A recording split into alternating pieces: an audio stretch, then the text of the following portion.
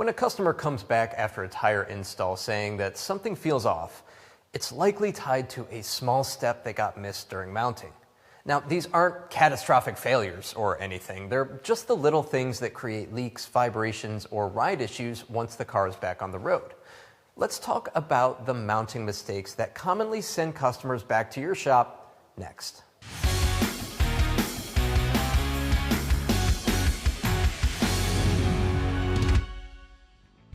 If the tire's bead isn't fully and evenly seated, you can get slow leaks, balance problems, or a vibration the customer can't quite describe. It only takes a moment to spin the assembly and confirm that the bead is uniform around the wheel, and it saves a lot of unnecessary diagnostic time later. Next, look at lubrication.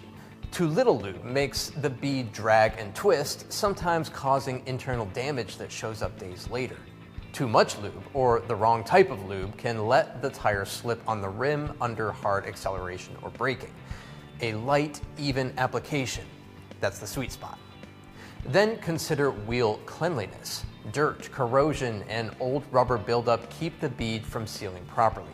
A quick cleaning pass around the bead seat area prevents the mysterious pressure drops that customers swear just started happening.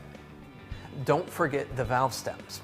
A worn rubber stem or a metal stem that isn't tightened properly introduces slow leaks or intermittent TPMS warnings. If the tire is already off the wheel, replacing or tightening the stem is an easy win.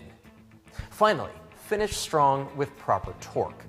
Uneven or incorrect torque causes everything from subtle vibrations to warped brake rotors.